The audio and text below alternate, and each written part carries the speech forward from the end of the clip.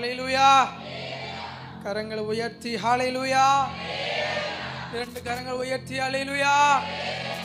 சத்தமா ஹல்லேலூயா. ஆமென் ஆமென். கர்த்தருடைய வார்த்தை நேரா கடந்து போலாம். வாசிக்கலாம் ரோமர் 8:31. இவைகளை குறித்து நாம் என்ன சொல்லுவோம்? தேவன் நம்முடைய பட்சத்தில் இருந்தால் நமக்கு விரோதமாய் இருப்பவன் யார்? தம்முடைய சொந்த குமாரன் என்றும் பாராமல் நம் எல்லாருக்காகவும் அவரை ஒப்பு கொடுத்தவர் அவரோடு கூட மற்ற எல்லாவற்றையும் நமக்கு அருளாதிருப்பது எப்படி?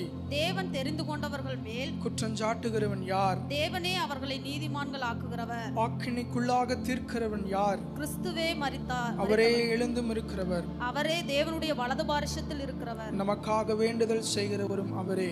உமது நிமித்தம் எந்நேரம் கொல்லப்படுகிறோம், அடிக்கப்படும் ஆடுகளைப் போல எண்ணப்படுகிறோம் என்று எழுதியிருக்கிறபடி நேரிட்டாலும் கிறிஸ்துவின் அன்பை விட்டு நம்மை பிரிப்பவன் யார்?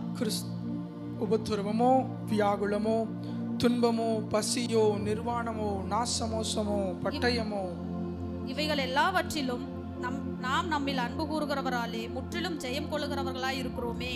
மரணமானாலும் ஜீவனானாலும் தேவதூதர்களானாலும் அதிகாரங்களானாலும் வல்லமைகளானாலும் நிகழ்காரியங்களானாலும் வருங்காரியங்களானாலும் உயர்வானாலும் தாழ்வானாலும் வேறெந்த சிருஷ்டியானாலும் நம்முடைய கர்த்தராகிய கிறிஸ்து இயேசுவுக்குள் நம் தேவனுடைய அன்பை விட்டு நம்மை பிரிக்க மாட்டாது என்று நிச்சயித்திருக்கிறேன். ஆமென்.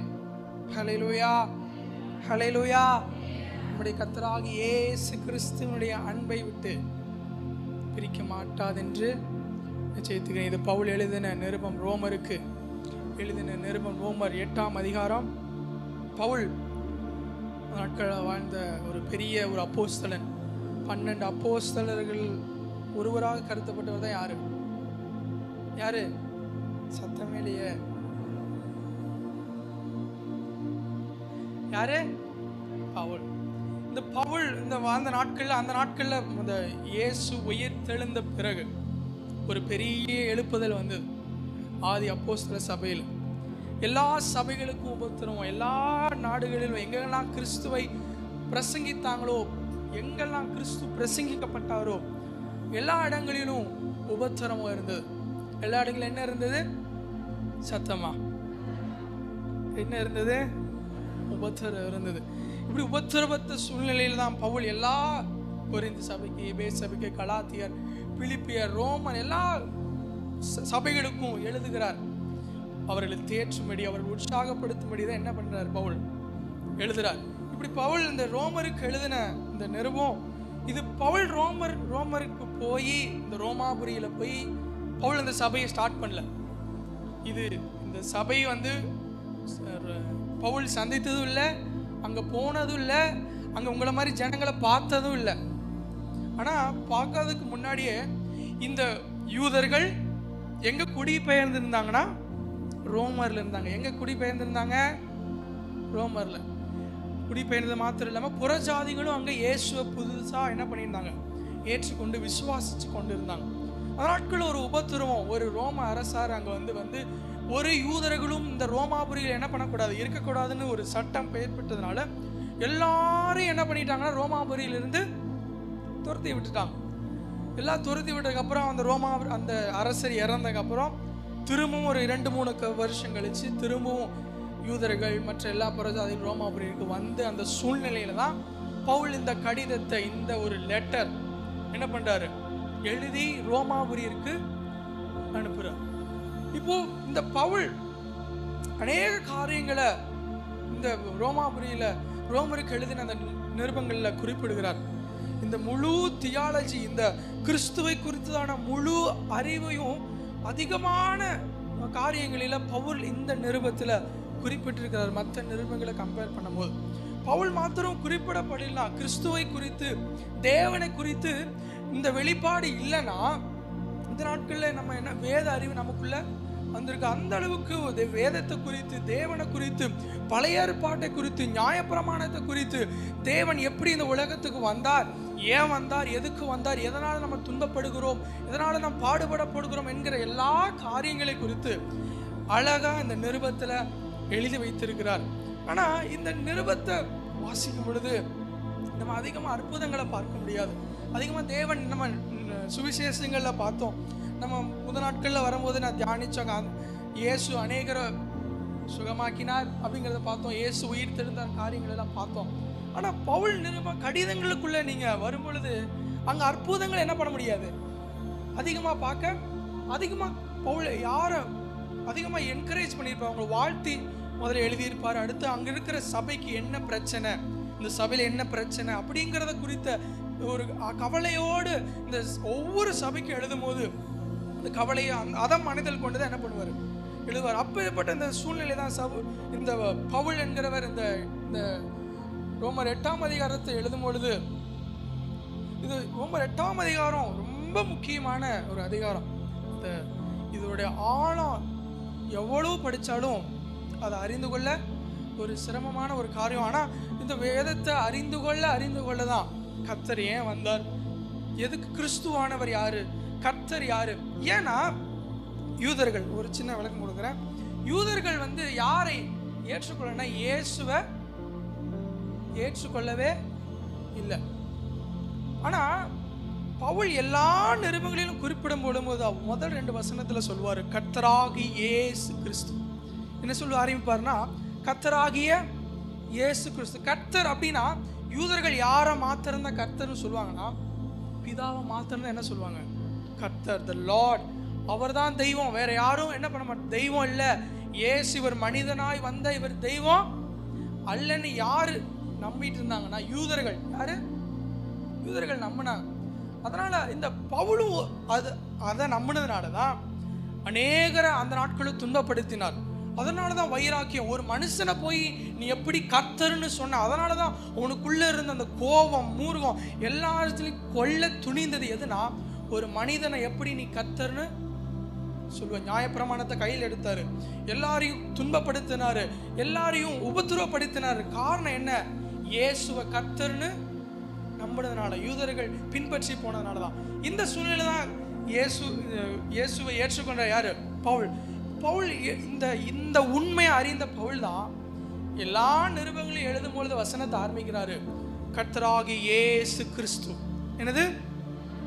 இவர் தான் தெய்வம். நான் யாரை பிரசங்கிக்க வரணும், நான் யார் இந்த நிருபத்துல முதல்ல அவங்க சபையை ஆசீர்வதிக்கும் போதே சொல்வாரு, 3 பேரை 3 இது சொல்வார். நம்ம இப்போ ரோமர் எடுத்திருக்கிறோம். ரோமர் 1:3 பார்த்தீங்கன்னா, நம்முடைய பிதாவாகிய தேவனாலும் கர்த்தராகிய இயேசு கிறிஸ்துவினாலும் உங்களுக்கு கிருபையும் சமாதானமும் உண்டாவதாக. ஹல்லேலூயா. எல்லா சபையும் வாழ்த்தும் போது ஒரு வாழ்த்துதல் சொல்வாரு. எல்லா நிருபங்களிலும் இது இருக்கும். பிதாவாகிய சத்தமா, பிதாவாகிய கர்த்தராகிய இயேசு கிறிஸ்துவினாலும் உங்களுக்கு கிருபையும் சமாதானமும் உண்டாவதாக அப்படின்னு சொல்லி வாழ்த்துறார். இந்த புரிதல், இந்த அறிவு இந்த பவுல் மூலியமாய் தான் இந்த சபைகளுக்குள்ள, இந்த கிறிஸ்துவ உலகத்துக்குள்ள கொண்டு வரப்பட்டது. கிறிஸ்து இவர்தான் பாடுபட்டார், இவர்தான் மரித்தார், இவர்தான் நமக்காக எழுந்தும் இருக்கிறார் என்கிற காரியத்தை பவுல் தான் மற்ற அப்போஸ்தலர்களை காட்டிலும், பேதுரு எழுதினாரு, யாக்கோபு எழுதினாரு, யோவான் எழுதினாரு. ஆனா இவர்கள் எல்லாரையும் காட்டிலும் அதிகமான காரியங்களை எழுதினவர் தான் யாரு? இந்த பவுல். இப்ப நம்ம அந்த ரோமர் 8:31 வாசிக்கலாமா? இவைகளை குறித்து நாம் என்ன சொல்லுவோம்? தேவன் நம்முடைய பட்சத்தில் இருந்தால் நமக்கு விரோதமாய் இருப்பவன் யார்? நம்முடைய சொந்த குமாரன் என்றும் பாராமல் நம்ம எல்லாருக்காகவும் அவரை ஒப்பு கொடுத்தவர், அவரோட கூட மற்ற எல்லாவற்றையும் நமக்கு அருளாதிருப்பது எப்படி? இந்த 31 வாசிக்கிறோம். இவைகளை குறித்து நாம் என்ன சொல்லுவோம்? தேவன் நம்முடைய பட்சத்தில் இருந்தால் நமக்கு விரோதமாய் நிற்பவன் யார்? இந்த பவுல் கேள்வி கேட்கிறாரு சபையை பார்த்து. தேவன் நம்ம பட்சத்துல இருக்கிறார்னா நமக்கு விரோதமாய் நிற்பவன் யார்? அதுக்கு மேல இவைகளை குறித்து நாம் என்ன சொல்லுவோம்? அநேக காரியங்களை இந்த ரோமருக்கு அவர் எழுதுறார். எதை முக்கியமா எழுதுறாருன்னா, ஒரு மனுஷன் எப்படி நீதிமானாக்கப்படுகிறான், எதன் மூலியமாய் நீதிமானாக்கப்படுகிறான்? வெறும் வார்த்தையினாலேயா, வெறும் விசுவாசத்தினாலேயா, இல்லை நியாயப்பிரமாணத்தினாலேயா? அந்நாட்கள் ஒரு கன்ஃபியூஷன். யூதர்கள் என்னதான் இயேசுவை ஆராதிச்சாலும், இயேசுவை நம்பினாலும் யூத கிறிஸ்தவர்கள் அவங்களுக்குள்ள ஒரு கலக்கம், அவங்களுக்குள்ள ஒரு இது, நியாயப்பிரமாணத்தை நம்ம இன்னும் கடைபிடிக்கணுமா, இன்னும் இந்த ஓய்வு நாளை கடைபிடிக்கணுமா, இன்னும் பலியீடுகளை செய்யணுமா, அப்படிங்கிற ஒரு விருத்த சேதனை செய்யணுமா, இப்படிங்கிற காரியத்தை குறித்து இவர்களும் குழம்பி போயிருந்தாங்க. யாரெல்லாம் இயேசுவை புதுசாக நீங்கள் ஏற்றுக்கொண்டீங்கன்னா நீங்களும் என்ன செய்யணும்? ஓய்வு நாள் கடைபிடிக்கணும், நீங்களும் விருத்த சேதனம் செய்யப்படணும், நீங்களும் பலி செலுத்தணும், நீங்களும் ஆசரிப்பு கூட இடத்துக்கு போகணும். அப்படிங்கிற கடமைகளை எப்படி அவர்கள் பின்பற்றினாங்களோ அதுபோல புதுசாக வந்த எல்லாருக்குள்ளேயும் இந்த செய்தி என்ன பண்ணிட்டு இருந்தாங்க? உள்ளே கொண்டு போயிட்டு இருந்தாங்க. இப்படி கொண்டு போகிறதுனால பவுல் எழுதுறாரு. இப்போ பவுல் கேள்வி கேட்குறாரு இந்த ரோமாவரியை பார்த்து, விசுவாசத்தினால் ஒருவன் நீதிமானாக்கப்படுகிறானா, நியாயப்பிரமாணத்தினால நீதிமானாக்கப்படுகிற இந்த காரியத்தை குறித்து தான் பவுல் அநேக அந்த 1-8 வரைக்கும் இந்த காரியத்தை குறித்து, எப்படி நீதிமானாக்கப்படுகிறான், நியாயப்பிரமாணத்திலா விசுவாசத்தினா, இப்படி அநேக காரியங்களை குறித்து அவர் வெளிப்படுத்தின எழுதினதுக்கு அப்புறம் தான் இங்க 31, 32 இந்த இது ஒரு கன்க்ளூட் இதெல்லாம் முடிக்கிறார். இந்த 31, 39 வரைக்கும் இதெல்லாம் சொல்லி முடிச்சுட்டு தான் முடிக்கிறாரு. தம்முடைய குமாரன், சொந்த குமாரன் என்றும் பாராமல் நம்ம எல்லாருக்காகவும் அவரை ஒப்பு கொடுத்தார். அவரோட கூட மற்ற எல்லாவற்றையும் நமக்கு அருளாதிருப்பது எப்படி? அப்படின்னா தேவன் நம்முடைய பட்சத்தில் இருக்கிறார். அப்படின்னா அந்த தேவன் யாருன்னா இந்த தம்முடைய சொந்த குமாரன் தேவன் இயேசு தான் நம்முடைய பட்சத்தில் நமக்காக நிற்கிறார். பவுல் இப்ப கேட்கிறாரு, தேவன் நம் பட்சத்தில் இருந்தால் நமக்கு விரோதமாய் நிற்பவன் யார்? அப்படின்னா நமக்கு விரோதமாய் இருக்கிறவர்கள் அங்க அங்க அங்க இருக்கிறாங்க, இருப்பாங்க. ஆனா நமக்கு விரோதமாய் எத்தனை பேர் இருந்தாலும் கர்த்தராகிய இயேசு கிறிஸ்துவை விசுவாசிக்கிற உங்களுக்கும் எனக்கும் விரோதமாய் இருந்தாலும் அவரை ஆராதிக்கிற நமக்கு விரோதமாய் நிற்க முடியாது என்பதான் அந்த பவுல் இந்த 31 முடிக்கிறார். அந்த சொந்த குமாரனை தேவன் பெரிய இந்த உலகத்தை படைச்சு இந்த முழு உலக பாவத்தினால சோர்ந்து பாவத்தினால மூழ்கி போயிருந்த பொழுதுதான் ஒரே குமாரனை தமக்காக அனுப்பினவர். ஒரே குமாரன் வெளியேற பெற்ற ரத்தத்தை நமக்காக சிந்தின இவ்வளோ பெரிய காரியத்தை சிந்தினவர். இந்த ஒரு காரியம் நீங்க இந்த உலக காரியங்கள், இந்த ரோமாபுரி இந்த சபையில அநேக குழப்பங்கள், அநேக வருத்தங்கள், அநேக உபத்திரவங்கள். இப்போ இந்த சபைக்குள்ள உபத்திரவம் தான் அதிகமாக செயல்பட்டது. இந்த நாள் இந்த சபைக்கு நான் கொண்டு வர காரியம் என்னன்னா, சபைக்கு நம்முடைய சபைக்கு உபத்திரவம் வரும், அதைத்தான் நான் கொண்டு வரேன். இந்த நாள் செய்தி என்னன்னா, சபைக்கு உபத்திரவம் உண்டு. ஆனா இந்த பவுல் எழுதுறாரு, எத்தனை விரோதமான உபத்திரவங்கள் வந்தாலும் நம்முடைய பட்சத்தில் யார் இருக்கிறா? சத்தமா நம்ம பட்சத்தில் யார் இருக்கிறா?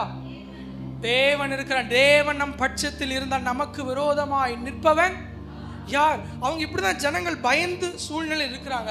இவங்க இந்த ரோமர் எங்களுக்கு விரோதமா எழும்புறாங்களே, இந்த யூதர்கள் எனக்கு விரோதமா எழும்புறாங்களே, இயேசுவ தெய்வம்னு சொல்றதுனால இத்தனை குழப்பம், இத்தனை போர்க்குளம், இத்தனை சமாதானம் இல்லாம இருக்குதே. இப்ப சூழ்நிலையில தான் அந்த யூதர்களை பார்த்து, அந்த சபையை பார்த்து கேட்கிறாரு, தேவன் நம்ம பட்சத்தில் இருக்கும்போது நமக்கு விரோதமாய் நிற்க யார் இருக்கிறான்னு கேட்கிறாரு. இந்த விசுவாசமான ஒரு அறிக்கையை இந்த பவுல் இந்த சபைக்கு, இந்த ரோமருக்கு கலங்கி போன சூழ்நிலையில உபத்திரவத்தின் மத்தியில் இருக்கிற அந்த சபைக்கு பார்த்து அந்த கேள்வியை கேட்கிறாரு. இதெல்லாம் கேள்வி கேட்டு அவரே பதில் சொல்றாரு, உங்க பட்சத்தில் யார் இருக்கிறா? தேவன் இருக்கு. அடுத்து 32 ஒருவரை கூட மற்ற எல்லாவற்றையும் நமக்கு அருளாதிருப்பது எப்படி? முதல்ல நமக்கு விரோதமாக இருப்பவன் யார்? தென் நமக்கு அடுத்து நமக்கு எல்லாவற்றையும் கூட அருளாதிருப்பது எப்படி? அடுத்த வசனம் 33 தேவன் தெரிந்து கொண்டவர்கள் மேல் குற்றஞ்சாட்டுகிறவன் யார்? எல்லாமே இந்த பவுல் இந்த ரோமர் சபையை பார்த்து கேட்கிறார், உங்களை குற்றஞ்சாட்டுகிறவன் யார்? உங்களை குற்றஞ்சாட்டுகிறவன் தேவன் உங்களை நீதிமானாக்கி இருக்க. தேவன் உங்களை நீதிமான். இப்போ நீதிமான் எப்படி ஆக்கப்பட்டிருதுன்னா, நீங்க வாசிக்கலாம், இதே ரோமர் 3 எடுங்க. எப்படி நீதிமான் ஆக்கப்பட்டோம்?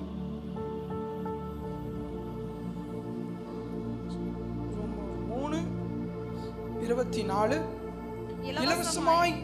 இலவசமாய் அவருடைய கிருபையினாலே கிறிஸ்து இயேசுவில் உள்ள மீட்பை கொண்டு நீதிமான்களாக்கப்படுகிறோம். நம்ம எப்படி நீதிமான்களாக்கப்படுகிறோமா?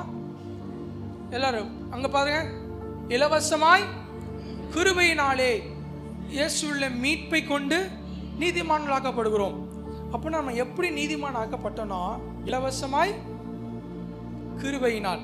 ஆனா இது இலவசமாய் கொடுக்கப்பட்டதா? நமக்கு இலவசமாய் கொடுக்கப்பட்டாலும் இந்த இலவசம் எப்படி நம்ம கைக்கு வந்ததுன்னா ரோமர் 5:9 படிங்க. இப்படி நாம் அவருடைய இரத்தத்தினாலே நீதிமான்களாக்கப்பட்டிருக்கிறோம். ஹல்லேலூயா, ஹல்லேலூயா.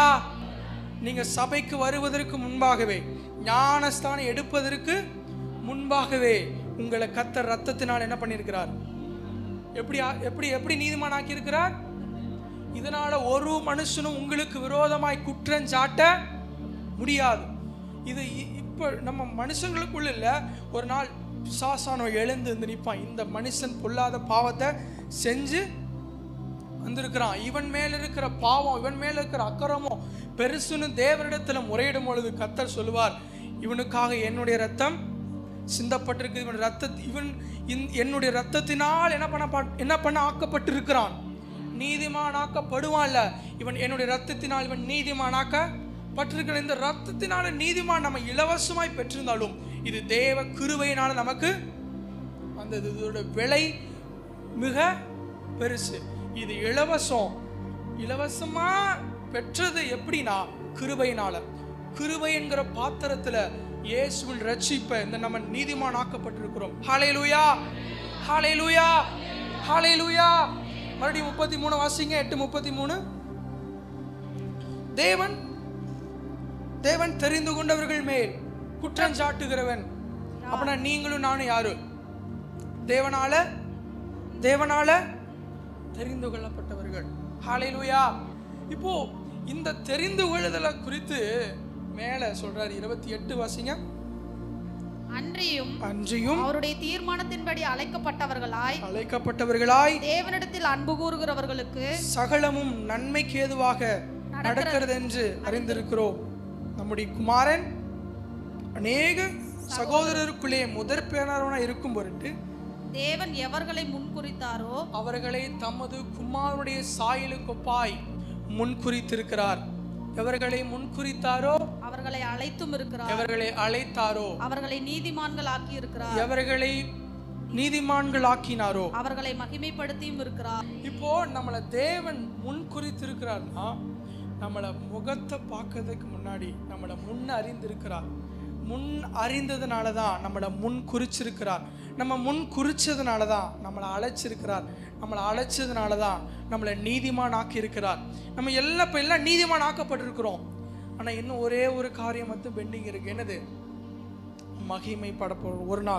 ஒரு நாள் மகிமைப்படணும். ஆனால் இந்த நீதிமான் ஆக்கப்பட்டதற்கும் மகிமைப்படுத்திருக்கும் இடையில தான் நமக்கு வாழ்ந்து கொண்டிருக்கிறோம். இந்த இடையில தான் நம்ம சந்திக்க வேண்டிய காரியங்கள் அநேகம் இருக்கு. அதனால தான் ரோமர் 8 அதே 8:17 வாசிங்க. நாம் பிள்ளைகளானால் சுதந்திரருமாமே. தேவனுடைய சுதந்திரரும் கிறிஸ்துவுக்கு உடன் சுதந்திரருமாமே. கிறிஸ்துவுடனே கூட நாம் மகிமைப்படும்படிக்கு அவரோடே கூட பாடுபட்டால் அப்படியாகும். அவருடனே கூட பாடுபட வேண்டியது அவசியம். கிறிஸ்துவுக்காக பாடுபட வேண்டியது. எல்லாரும் நம்ம சந்தோஷமா இருந்துச்சா? பாவத்திலிருந்து நம்மளை பிரித்தெடுத்து முன்னறிந்தார், முன்குறித்தார், அழைத்தார், நீதிமானாக்கப்பட்டார். இதுவரைக்கும் எல்லாருக்கும் சந்தோஷம்தான், நான் நீதிமான். ஆனா நீதிமான் ஆக்கப்பட்டதோடு நிறுத்தல. மகிமைப்பட வேண்டியது. நீங்க கிறிஸ்துவை ஏற்று உள்ள வரும்போது உங்களுக்குள்ள ஒரு பெரிய சந்தோஷம். ஆண்டவரே என்னை நீதிமான் ஆக்கிட்டீங்க, என்ன நீங்க ரொம்ப நேசிச்சிருக்கிறீங்க. உண்மைதான். ஆனா மகிமைப்படணும்னா நீங்க என்ன பண்ணணும்? பாடுபட. சபைக்கு உபத்திரவம், உங்களுக்கு உபத்திரவம், பாடுகள். எதனால? கிறிஸ்துவின் நிமித்தம். கிறிஸ்துவோட கூட யாரெல்லாம் மகிமையில முகமுகமாய் அவரை பார்க்கணும்னா இப்போ வாழ்ந்திருக்கிற இந்த நாட்களில் கிறிஸ்துவுக்காய் பாடுபட வேண்டியது கிறிஸ்தவர்களாகிய நமக்கு அவசியம். அடுத்த வசனம் சொல்றாரு, ஆதலால் இக்காலத்து பாடுகள் இனி வெளிப்பட போகிற 18. ஆதலால் இக்காலத்து பாடுகள் இனி நம்மிடத்தில் வெளிப்படும் மகிமைக்கு ஒப்பிடத்தக்கவைகள் அல்லவென்று எண்ணுகிறேன். ஹல்லேலூயா. சபைக்கு உபத்திரவம் இன்னும் இல்லை, வரணும். ஹல்லேலூயா, ஹல்லேலூயா. அதனால தான் இந்த சுவிசேஷங்களை பார்த்தீங்கன்னா, நான் முதல்ல சொன்னது போல எல்லாரும் சந்தோஷமா இருந்தாங்க. சீசர்கள் எப்படி இருந்தாங்க? சந்தோஷமா இருந்தாங்க. நல்ல சாப்பாடு, நல்ல உறக்கம், அப்புறம் நல்லா ஊர் சுத்துறது. எல்லாம் காலையில் எழுந்திரிச்சு பையன் மாட்டி நேராக போக வேண்டியது. ஏசப்பா எங்கே போனாலும் போக வேண்டியது. கையை கழுவ தேவையில்லை, அப்புறம் வாயை கழுவ தேவையில்லை. என்ன சொன்னாலும் ஏசப்பா என்ன பண்ணிடுவார்? அவங்கள காப்பாற்றிடுவார். ஏன் சீசர்கள் சொல்லி காப்பாற்றி எல்லா இடத்துலையும் காப்பாற்றி. இந்த சுவிசேஷங்கள் 4 சுவிசேஷங்களும் சீசர்கள் எப்படி இருந்தாங்கன்னா, நல்லா வயிறு முட்டை சாப்பிட்டு நல்லா தூங்கிட்டு ஜாலியாக இருந்தாங்க. என்ன பண்ணார் ஏசப்பா? ஒரு குறையும் வைக்கல. என்ன வந்தாலும் என்ன பண்ணாரு? கையை தூக்குனாரு, அப்போ திறக்கிறாரு, கையை நீட்டுறாரு, சுகமாக்குறாரு. மீனை போய் என்ன பண்ணுறாரு? மீன் பிடிக்க சொல்கிறாரு, அங்கேருந்து காசு வருது. நீங்கள் எங்கேயும் பாடுபட தேவையா அவசியமே இல்லை. இந்த 4 சுவிசேஷங்களையும் எல்லாம் எப்படி இருந்தது? எல்லாருக்குள்ளேயும் சந்தோஷம் இப்படியே இருக்கணும். அதனால தான் எல்லாரும் என்ன நினச்சாங்கன்னா, இந்த இயேசுவை நம்ம என்னவா மாற்றிடணும்? ராஜாவா? ஓசன்னா தாவீதின் குமாரனே அப்படின்னு சொல்லி கத்தி இப்போ ராஜா வாக்கிட்ட நம்மளாம் என்ன ஆயிடலாம்? செட்டில்ட் ஆயிடலாம் அப்படின்னு ஒரு நினைப்புல தான் ஏசு என்ன பண்ண விட்டாரு? மரித்தார், உயிர் தெழுந்தார். இப்போ எல்லாம் விட்டுட்டு போனதுக்கு அப்புறம் தான் எல்லாருக்குள்ள ஒரு உபத்திரவம், எல்லாருக்குள்ள ஒரு பயம், எல்லாருக்குள்ள ஒரு நறுக்கம். இந்த உபத்திரவத்தின் மத்தியில் உருவானது தான் ஆதி திருச்சபை, இந்த பெந்தகோஸ்தை நாள். ஹல்லேலூயா, ஹல்லேலூயா. இப்போ ஒருவேளை நம்ம சந்தோஷமா இருக்கிறோம், அந்த சீசர்கள் இருந்தது போல 9 மணிக்கு வரோம், நல்லா பாடுறோம், ஆராதிக்கிறோம், தேவனை துதிக்கிறோம். நம்ம என்ன நினைச்சா வரலாம், சபைக்கு நினைச்சா போகலாம், நீ நினைச்சா நின்ன இடத்துல தேவனை நோக்கி ஆராதிக்கலாம். ஆனா ஒரு நாள் உபத்திரவம். எழுப்புதலுக்கு பார்க்கணும்னா, எழுப்புதலுக்கு முன்னாடி ஒரு உபத்திரவத்தை கர்த்தர் சபைக்கு. யாரு எத்தனை பேர் எழுப்புதலுக்காக ஜெபம் பண்ணியிருக்கிறீங்க? எழுப்புதல் பார்க்க ஆசையா இருக்கா? எழுப்புதலுக்காக எப்படி எழுப்புதலுக்காக ஜெபம் பண்ணீங்களோ, எழுப்புதல் எங்கள் தேசம், இந்த தேசம் காணணும்னு ஜெபம் பண்ணீங்களோ, காண்பதற்கு முன்பாக உபத்திரவம் சபைக்கு வரணும். ஹல்லேலூயா, ஹல்லேலூயா. அதுதான் விளைக்கிறோம். அந்த நாட்களில் இயேசு இருந்தாரு, அப்படி ரத்தத்தை சிந்தினாரு, சபையை எல்லாம் செட் பண்ணிட்டாரு, போயிட்டாரு, வந்துச்செல்லாம் தாங்கினாங்க. இப்போ நம்ம தான் யாரு? இந்த நாட்கள் பவுல் யாரு தான்? நம்ம தான் அப்போஸ்தலர்களை போல. அந்த நாட்கள் அப்போஸ்தலர்கள் எப்படி தேவனுக்காய் வைராக்கியமாய் அந்த சூழ்நிலையில அதே இடத்துல அந்த நாட்களில் எல்லாரையும் நொறுக்குன ஒரு சாம்ராஜ்யம்னா ரோம். இந்த சாம்ராஜ்யம், அந்த ரோம்ல தான் இந்த யூதர்கள் தேவனுக்காக வைராக்கியமாய், கிறிஸ்தவர்கள் வைராக்கியமாய் தேவனுக்காக என்ன பண்ணாங்க? வாழ்ந்தாங்க. ஆனா பவுல் ரோமருக்கு போவே இல்லை, அந்த சபையை பார்க்கல. யார் இந்த சபையில் இருக்கிறா? பெரியம்மா இருக்கிறாங்களா, சின்னம்மா இருக்கிறாங்களா, மூப்பர் யாரு, பாஸ்டர் யாரு, கீழே யாரு, யாருக்கு தெரியாது. பவுலுக்கு ஒரு ஆசை. ஆனா ரோமாபுரியில போய் என்ன பண்ணணும்? நான் பிரசங்கம் பண்ணணும். ஆனா அவருடைய இறுதி நாட்கள்ல தான் ரோமர்ல வந்து என்ன பண்ணாரு? செய்திய சொன்னார். இதெல்லாம் அந்த பாடுகள் மத்தியில, உபத்திரம் மத்தியில் இருக்கிற அந்த சபைக்கு அந்த உற்சாகப்படுத்தும்படி சொல்லிட்டு அந்த 35ல பாரு, 35 உமது நிமித்தம் எந்நேரம் கொல்லப்படுகிறோம், அடிக்கப்படும் ஆடுகளை போல எண்ணப்படுகிறோம் என்று எழுதியிருக்கிறபடி நேரிட்டாலும் கிறிஸ்துவின் அன்பை விட்டு பிரிப்பவன் யார்? உபத்திரவமோ, வியாகுலமோ, துன்பமோ, பசியோ, நிர்வாணமோ, நாசமோசமோ, பட்டயமோ, இவைகள் எல்லாவற்றையும் நாம் நம்மில் அன்பு கூறுகிறவராலே முற்றிலும் ஜெயம் கொண்டவர்களாய். ஹல்லேலூயா. நமக்கு மரணம் வரும். உபத்திரம் என்ன? எல்லா வீடுகளிலும் மரணம் உண்டு. அது முந்தின வசனம் போடுங்க. உபத்திரவம் உண்டு, வியாகுலம், துன்பம், பசி, நிர்வாணம், நாசமோசம், பட்டயம், எல்லா சூழ்நிலையிலும் நாம் நம்மில் அன்பு கூறுகிறவர்களாலே, யார் அன்பு கூறுகிறது? கிறிஸ்துவினாலே, இயேசுவினாலே நாம் முற்றிலும் ஜெயம் கொண்டவர்களாய் இருப்போம். ஹல்லேலூயா. இந்த உபத்திரவ மத்தியில நீங்க எதை குறித்தும் கவலைப்பட தேவையில்லை. உபத்திரம் வரும், ஆனா நம்ம கூட யார் இருக்கிறா? அதனாலதான் 31 யார் நமக்கு விரோதமாய் நிற்பவன்? தேவன் நம் பட்சத்தில் இருந்த நமக்கு விரோதமாய் நிற்பவன் என்ன? எவ்வளவு பெரிய உபத்திரம் வந்தாலும், எவ்வளவு பெரிய பாடு வந்தாலும், ராஜாங்களே வந்து நின்று பண்ணக்கூடாதுன்னு சொன்னாலும் நம்ம பட்சத்தில் யார் இருக்கிறா? யார் இருக்கிறாங்கிறத சிந்தனை வச்சு நம்ம உபத்திரவங்களை சந்திச்சோன்னா முற்றிலும் ஜெயம் கொண்டவர்களா இந்த கிறிஸ்துவின் ஓட்டத்தை என்ன பண்ண முடியும்? முடிக்க. ஹல்லேலூயா. அது மாத்திரம் இல்ல, அடுத்த வசனம் 38 மரணமானாலும் ஜீவனானாலும் தேவதூதர்களானாலும் அதிகாரங்களானாலும் வல்லமைகளானாலும் நிகழ்காரியங்களானாலும் உயர்வானாலும் தாழ்வானாலும் வேற எந்த சிருஷ்டியானாலும் நம்முடைய கர்த்தராகிய இயேசு தேவனுடைய அன்பை விட்டு நம்மை பிரிக்க மாட்டாதென்று நிச்சயித்திருக்கிறேன். பவுல் ஒரு வழியில முடிச்சிட்டு இருக்கலாம், ஒரு வழியில எழுதி இருக்கலாம், நீங்க தைரியமா இருங்க, உபத்திரம் வந்தா இயேசு உங்களோட இருக்கிறார் அப்படின்னு சொல்லி என்ன பண்ணிருக்கலாம். ஏன் ஸ்பெசிஃபிக்கா மரணமானாலும் ஜீவனானாலும் உயர்வானாலும் தாழ்வானாலும் வேற எந்த சிருஷ்டி ஆனாலும் ஏன் இதை சொல்றாருன்னா, இந்த காரியெல்லாம் கிறிஸ்துவை விட்டு பிரிக்கக்கூடிய ஒரு காரியம். மரணம், ஒரு மரணத்தின் நிமித்தம் அநேகர் கிறிஸ்துவை விட்டு வாங்கி போயிருக்கிறாங்க. உயர்வு இல்லை, தேவன் நல்ல உயர்த்தி வைக்கும் பொழுது, சிறு வயதிலிருந்து தேவனுக்காய் எழும்பி பிரகாசிச்ச அநேகர் உயர்வுக்கு சென்ற பொழுது, நல்ல ஒரு ஸ்தானத்துக்கு வந்த பொழுது கிறிஸ்துவின் அன்பை விட்டு பின்வாங்கி போயிட்டாங்க. அந்த பவுல் எல்லாத்தையும் இதெல்லாம் மென்ஷன் பண்ணார்.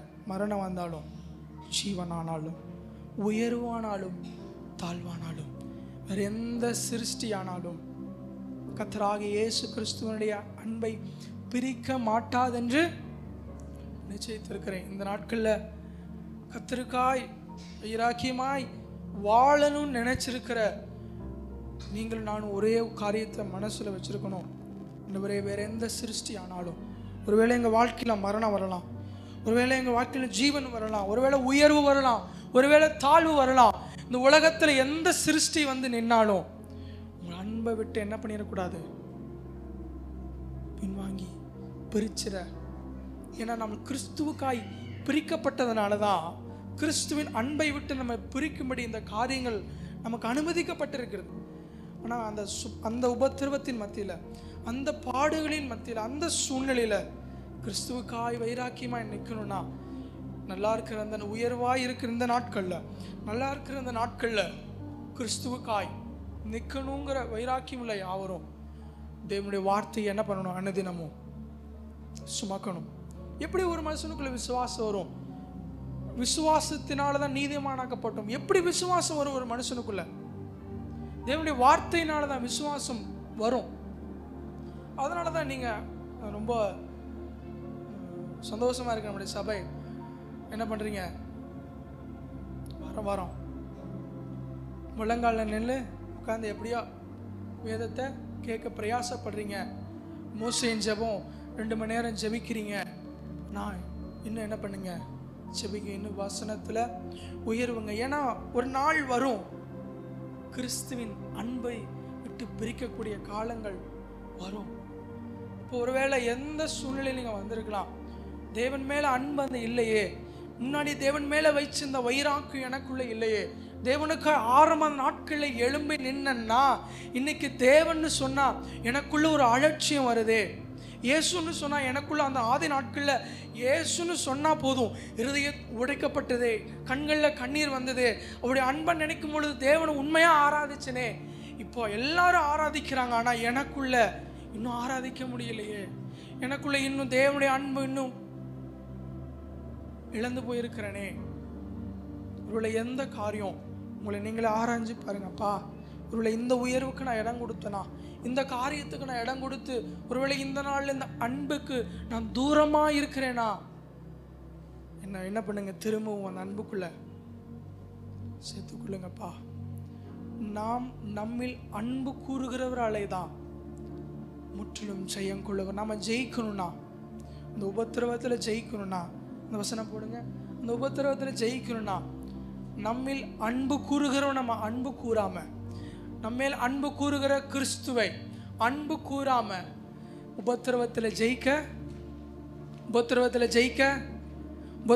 ஜெயிக்க முடியாது. எப்படி எல்லாரும் பவுல் சொல்லுத போல நம்மளும் ஒரு நாள் சொல்லணும். அவருக்குள்ள அந்த விசுவாசம், அவருக்குள்ள அந்த விசுவாசத்தினால தான் எல்லாத்தையும் பார்த்து சொன்னாரு. மரணமானாலும் ஜீவனானாலும் உயர்வானாலும் தாழ்வானாலும் எந்த சிருஷ்டியில போய் நீ என்னை நிறுத்தினாலும் கிறிஸ்துவின் அன்பை விட்டு என்னை பிரிக்க மாட்டாது என்று எதெல்லாம் பிரிக்குமோ அதை பார்த்து என்ன சொல்றாரு பவுல் சொல்றாரு. எதெல்லாம் விசுவாசத்தை அசைக்க பண்ணுமோ அதை பார்த்து தான் சொல்றாரு.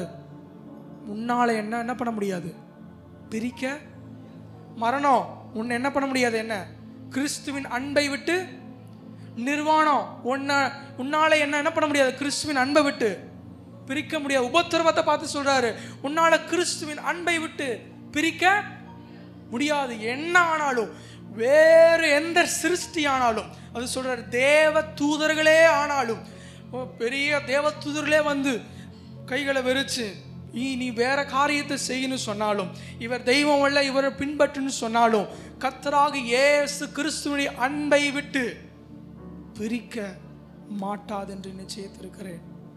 இந்த நிச்சயம் உங்களுக்கு எனக்கும் வேணும். ஹல்லேலூயா, ஹல்லேலூயா. உங்க உபத்திரவத்தை பார்த்து சொல்லுங்க. ஒருவேளை உபத்திரவத்தில் சின்ன காரியம்தான், ஒருவேளை சோர்ந்து போய் இருக்கிறீங்களா, பவுலன் நினைச்சு கொள்ளுங்க. பவுல் காரியங்கள் நினைச்சு கொள்ளுங்க. பவுல் சொன்னது போல நம்மளும் சொல்லணும். உபத்திரவத்தை பார்த்து சொல்லணும், உன்னால கிறிஸ்துவின் அன்பை விட்டு. தேவன் என் மேல வச்சிருக்கிற அன்பும் நான் தேவன் மேலே வச்சிருக்கிற அன்பையும், என்ன வந்தாலும், வேலை இருந்தாலும் வேலை இல்லைன்னாலும், உபத்திரம் வந்தாலும், குடும்பத்தில் எல்லாரும் மறிச்சு போனாலும், நான் தனிமையாக விடப்பட்டாலும், யார் எனக்காக நிற்கலினாலும், யார் என்னை தூரமாய் நிறுத்தினாலும், பசியினால கிடந்தாலும் அன்பை விட்டு பிரிக்க மாட்டாதென்று நிச்சயித்திருக்கிறேன். ஹல்லேலூயா. கர்த்தர் இந்த நம்பிக்கையை சபைக்கு தந்தருள்வாராக. இந்த சபை தான் இப்படி கர்த்தருக்காய் வைராக்கியமாய் நிற்கிறவர்களால மாத்திரம்தான் உபத்திரவத்தை சந்திக்க முடியும். உபத்திரம் வரும், அநேகர் பின்வாங்கி போவாங்க, அநேகர் கிறிஸ்துவுக்காகவும் நிற்பாங்க. நம்ம யாரா இருக்க போறோம்? நம்ம யாரா இருக்க போறோம்? யாராக இருக்க போறோம்? நம்முடைய குடும்பத்துக்காக, நம்முடைய சூழ்நிலைக்காக, நம்முடைய உறவுகளுக்காக மாத்தணும். இதுதான் நம்ம பெரிய உபத்திரவம் நினைக்கிறோம். நம்ம குடும்பத்தில் ஒரு சின்ன சண்டை வந்தா இதுதான் ஆண்டவரே உபத்திரவம். நோ, இது இல்லை. என்னைக்கு கிறிஸ்துவுக்காக உபத்திரப்பட போகிறோம்? இதுல எங்க கிறிஸ்து இருக்கிறார்? உங்க சொந்த பிரச்சனையை உள்ள ஆக்கி இது உபத்திரவப்படுத்திட்டு இதுல கிறிஸ்து இல்ல. தேவனுடைய நாமத்துக்காக பவுல் குறிப்பிடப்பட்டுக்கிற உபத்திரவம் நம்ம குடும்ப பிரச்சனையை பவுல் கொண்டு வரல. அதெல்லாம் மேல கிறிஸ்துவுக்காக இன்னைக்கு நான் இந்த இன்னைக்கு நான் இந்த ஸ்தானத்தில் இருக்கிறேன்னா, இன்னைக்கு நான் தாழ்த்தப்பட்டு இருக்கிறேன்னா, நான் இதுக்கு காரணம் ஆண்டவர் நம்பினதுனால நான் என்னை தாழ்த்தி வச்சிருக்கிறாங்க. ஆண்டவர் நம்பினதுனால என்னை ஒதுக்கி வச்சிருக்கிறாங்க. ஆண்டவர் நம்பினதுனால இந்த உபத்திரவத்துக்குள்ளாய் நான் செல்லப்பட்டிருக்கிறேன் சொல்றதுதான் உபத்திரவம். உங்களை என்ன பண்ணிக்காதீங்க, குடும்ப பிரச்சனையை சொல்லி நான் தேவனுக்காக உபத்திரப்படுறேன். நோ, உங்களை நீங்களே என்ன பண்ணிக்காதீங்க. ஏமாந்து ஒரு நாள் வந்து நிற்பாங்க. ஒரு குடும்பத்தில் பிள்ளைகளை இழந்து, புருஷனை இழந்து, எல்லா உறவுகளை இழந்து தேவனுக்காய் வைராக்கியமா நின்னவங்க ஒரு நாள் வந்து நிற்பாங்க. அந்த நாட்கள் என்ன போய் சொல்லுவோம்? ஆண்டவரே, எங்க குடும்பத்துல அரிசி இல்லை, எங்க வீட்டில் பிள்ளை இல்லை, எங்க வீட்டில் எந்த நல்ல காரியம் நடக்கல, எங்க வீட்டில் கார் இல்லை, பைக் இல்லை, வீடு இல்லை, இல்லை போடுறதுக்கு ட்ரெஸ் இல்லை. இதுவும் உபத்திரவம். இல்ல, இது உபத்திரமே அல்ல. இது உபத்திரவம் என்ன பண்ணாதீங்க. கர்த்தருக்காய், கிறிஸ்துவுக்காய் நான் அதான் பவுல் இந்நேரம் அடிக்கப்படும் ஆடுகளை போல எண்ணப்படுகிறோம் என்று எழுதியிருக்கிறபடி. அப்பனா இதெல்லாம் என்ன பண்ணப்பட்டிருக்கிறது? எழுதியிருக்கிறபடியே எனக்கு நேரிட்டாலும் இதெல்லாம் எனக்கு வரும். இன்னைக்கு உனக்கு மரணம் வரும், இன்னைக்கு உனக்கு பசி வரும், இன்னைக்கு உனக்கு வியாதி வரும், இன்னைக்கு உன் பெரிய துன்பத்தில் நீ போயின்னு எழுதியிருக்கிறபடியே அப்படியே நடந்தாலும் நான் என்ன பண்ணியிருப்பேன்? கிறிஸ்துவுக்குள்ள, அன்புக்குள்ள இருப்பேன். நம்ம பயந்து போயிருக்கலாம், இதெல்லாம் நடக்கக்கூடாது, நடந்தாலும் இயேசுவுக்காக நிற்கணும். ஒருவேளை காரியங்களை குறித்து நீங்கள் பயந்து இருந்தாலும், இது மாத்திரம் எங்கள் குடும்பத்தில் வேண்டாம்ப்பா, இது மாத்திரம் எங்கள் பிள்ளைகள், அதுவே நடந்தாலும் ஆண்டவரே உங்கள் அன்பை விட்டு என்னை பிரிக்காம காத்துக்கொள்ளுங்கப்பா. ஹல்லேலூயா. யாருக்குள்ள அந்த விசுவாசத்தை எடுக்க விரும்புகிறீங்க? அவளுக்குள்ள இருந்த அந்த விசுவாசம் ரோமாபுரிக்கு அந்த சபைக்கு எழுதுகிறார். அதே விசுவாசத்தை கர்த்தர் நமக்கும் இந்த சபைக்கும் தந்தல்வராக. ஹல்லேலூயா, ஹல்லேலூயா, ஹல்லேலூயா. இந்த நான் முதல்ல சொன்னப்போ இந்த ரோமர் இதை படித்து இந்த வேதத்தை வாசிக்கும் பொழுதுதான் அநேக தேவ ஊழியர்கள் வல்லமையாய் பிரசங்கிக்கப்பட்டாங்க. வல்லமையாக பிரசங்கிக்கப்படுவதற்கு முன்னாடி இந்த வார்த்தையை, இந்த ரோமர் அதிகாரத்தை அவங்க படிச்சிருந்தாங்க. படிக்கும் பொழுதுதான் அநேக காரியங்களை விளங்கி கொண்டாங்க. அதனால வார்த்தையை படிக்கும் பொழுதுதான் விளங்கி கொள்ள முடியும். ஏன் இன்னும் ஒரு சில காரியங்கள் நமக்குள்ள விளங்குறது இல்லை அப்படின்னா, விளங்க வைக்க வேண்டிய வார்த்தை நமக்குள்ள இல்லை. தேவன் உங்களை முன் அறிந்தார், முன் குறிச்சார். கர்த்தர் நீங்க யாரு, நீங்க எந்த, உங்க மூஞ்சி என்ன, உங்க கோத்திரம் என்ன, உங்க குலம் என்ன, இப்படி பார்த்து உங்களை செலக்ட் பண்ணல. நீங்க ஒருவேளை இப்போ வந்ததா இருக்கலாம், ஒருவேளை வளர்ந்து 30 வயசுல சபைக்குள்ள வந்ததா இருக்கலாம். ஆனா நீங்க எல்லாவற்றுக்கும் முன்னாடியே உங்களை முன் அறிஞ்சிருந்தாரு. முன் அறிஞ்சதுனால தான் உங்களை முன் குறிச்சிருந்தாரு. முன் குறிச்சதுனால தான் ஒரு நாள் உங்களை அழைச்சாரு. ஒரு நாள் அழைச்சதுனால தான் உங்களை நீதிமான்களாக்கி இந்த சபையில வச்சிருக்காரு. உங்களை நீதிமான்கள் ஆக்குனதுனால தான் உங்களை மகிமைக்குள்ளாய் கர்த்தர் என்ன பண்ண போகிறார்? கொண்டு போக. இதுவரைக்கும் கொண்டு வந்த கர்த்தர் இனிமேலும் கொண்டு போகணும்னா இந்த உபத்திரவத்தை நம்ம என்ன பண்ணி ஆகணும்? சந்திக்கணும். என்ன உபத்திரம் வந்தாலும் பவுலை போல சொல்லிடணும், சிரிச்சிட்டு சொல்லணும். மரணமானாலும் ஜீவனானாலும் உயர்வானாலும் தாழ்வானாலும் வேற எந்த சிருஷ்டியானாலும் தேவ தூதர்களே ஆனாலும், ஹல்லேலூயா. ஆக்சுவலா நம்ம சொல்லும் போதே நமக்கு ஒரு மாதிரி என்ன ஆகுது? அந்த உபத்திரவத்தின் மத்தியில், அந்த பசியின் மத்தியில், அந்த நிர்வாணத்தின் மத்தியில் அவர் எழுதி அந்த ரோமருக்கு அனுப்புறார். அது வாசிக்கும் பொழுதே ஒரு நமக்குள்ள ஒரு காரியம் நடக்கும்னா, இது வாழ்க்கை ஆகும்போது, வாழ்க்கையானது அநேகருக்கு பிரயோஜனப்படும். வாசிக்கும் போது நமக்கு பிரயோஜனம். இது வாழ்க்கையா எப்போ நம்ம மாத்திரமோ அப்போ மற்றவர்களுக்கு பிரயோஜனம். இந்த சந்ததிக்கு பிரயோஜனமாக இருக்கணும்னா இதை நம்ம என்ன ஆக்கணும்? வாழ்க்கையாகணும். இன்னைக்கு போய் சொல்லுங்க, உங்க பக்கத்தில் இருக்கிறவங்க ஒருவேளை கோடீஸ்வரர் ஆகலாம், நீங்க நாளுக்கு நாள் தரித்திரர் ஆகலாம், பக்கத்தில் இருக்கிறவங்க நல்ல சூழ்நிலைக்கு வரலாம், நீங்க கிறிஸ்துவ நிமித்தம் ஒதுக்கப்படலாம். என்ன சூழ்நிலை வந்தாலும் நீங்க அந்த வார்த்தையை சொல்ல மறந்துடாதீங்க. கிறிஸ்துவின் நிமித்தம் அவரோட கூட மகிமைப்படணும்னா, அவரோட கூட இக்காலத்து பாடுகள் இனி வெளிப்பட போகிற மகிமைக்கு ஒப்பிடத்தக்கவைகள் அல்ல. இது கொஞ்ச நாள் தான். இந்த உபத்திரமா இப்படியே இருக்குமா? இல்லை, ஒரு நாள் வரும், இந்த உபத்திரமும் மாறும். ஹல்லேலூயா. இந்த உபத்திரமும் மாறும். தேவன் தான் என்ன பண்ணியிருக்காரு? அனுமதிச்சிருக்கிறார். இந்த உபத்திரவத்துக்குள்ள அனுமதிச்சது யாருதான்? தேவன் தான். ஒரு நாள் வரும், அந்த உபத்திரவத்தை என்ன பண்ணுவார்? நீக்கி ஒரு நாள் மகிமைக்கு நேராக என்ன பண்ணுவார்? கொண்டு போய் நிறுத்துவார். அந்த நாட்களில் முகமுகமாக அவரை பார்த்து அவரோட கூட என்ன பண்ணலாம்? சந்தோஷமா இருக்கலாம். ஹல்லேலூயா. அதனால் இக்காலத்து பாட பற்றி என்ன பண்ண வேண்டாம்? ஐயோ உபத்திரம் வந்துருமே, மரணம் வந்துருமே, ஐயோ உயர்வு தாழ்வு வந்துருமே, இப்படி போனால் எல்லாம் வீணாக போயிருமே, நாசமாக போயிருமே. இல்லை, இது என்ன போனாலும் ஒரு நாள் வரும், மகிமைக்கு நேராய் கர்த்தர் கொண்டு போய் நிறுத்துவார். ஹல்லேலூயா, ஹல்லேலூயா, ஹல்லேலூயா. யாரெல்லாம் விசுவாசிக்கிறீங்க? யாரெல்லாம் விசுவாசிக்கிறீங்க? இப்போ இனி எந்த உபத்திரம் அந்த சபைக்கு வருமோ தெரியல, ஆனால் வரும். உங்கள் குடும்பத்தில் வருமோ தெரியல, ஆனால் வரும். உங்கள் தனிப்பட்ட வாழ்க்கையில் வருமோ தெரியாது, ஆனால் வரும். சூழ்நிலையில் பசுமா நான் ஒரு நாளும் அங்கே கேள்விப்பட்டுறக்கூடாது. இது நடந்ததுக்கப்புறம் இந்த விசுவாசி சபையை விட்டு, இது நடந்ததுக்கப்புறம் இந்த பிலீவர் சபைக்குள்ளே வர்றது இல்லை.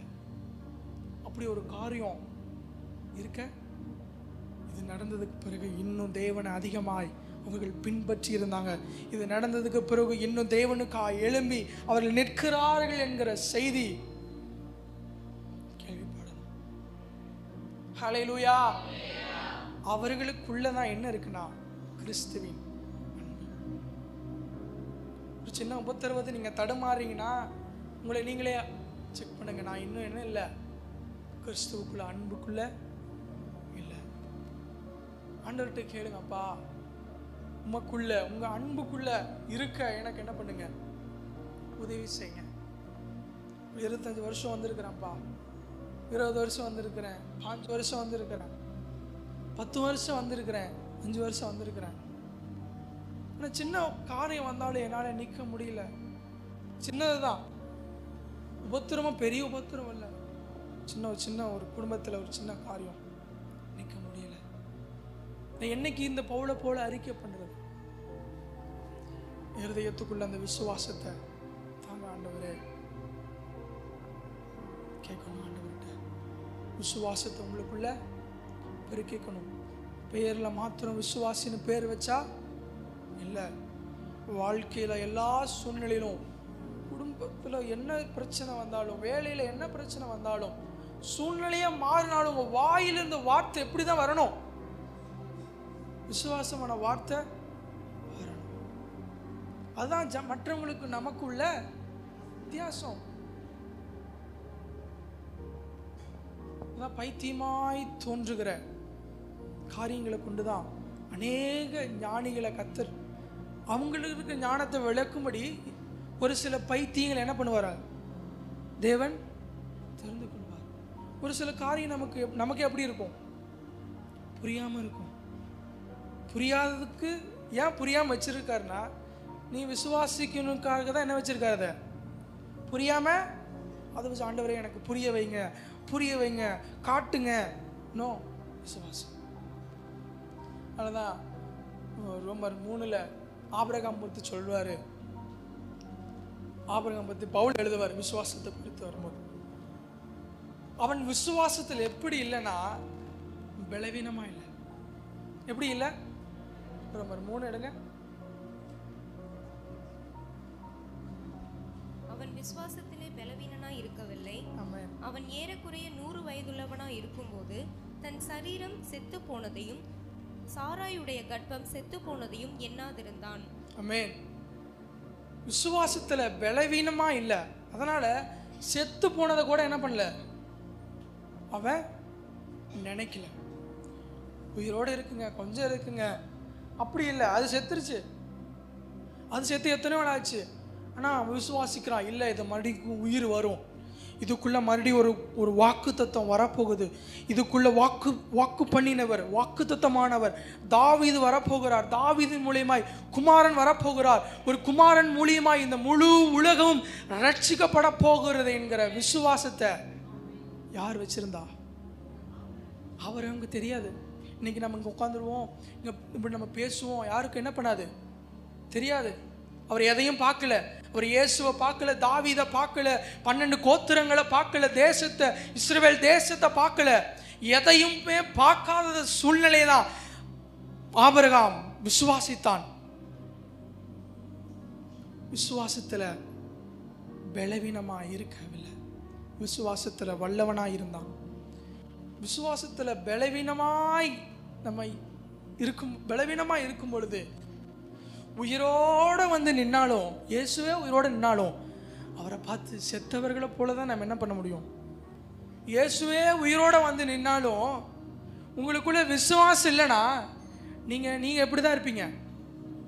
செத்தவர்களை போலதான். ஆனா உங்களுக்குள்ள விசுவாசம் இருக்குன்னா செத்து போன ஒரு காரியத்தையும், அது என்ன செத்து போகல, அது எண்ணமே இல்லை, அது எண்ணமே இல்லை.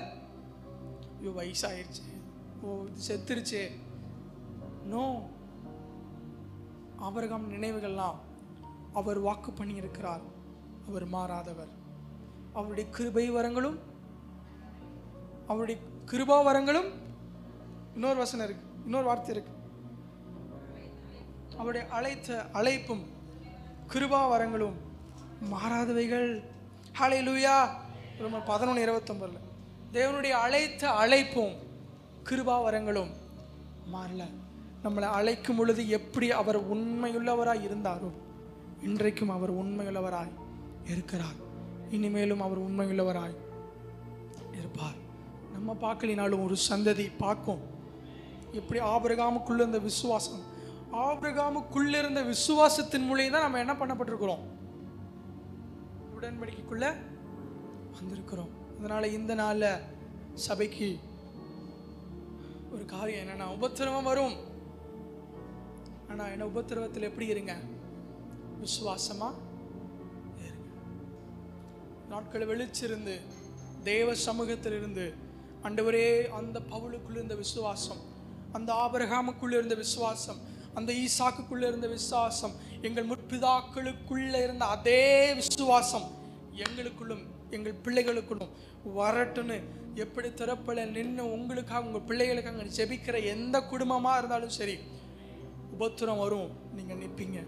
ஹல்லேலூயா, ஹல்லேலூயா, ஹல்லேலூயா.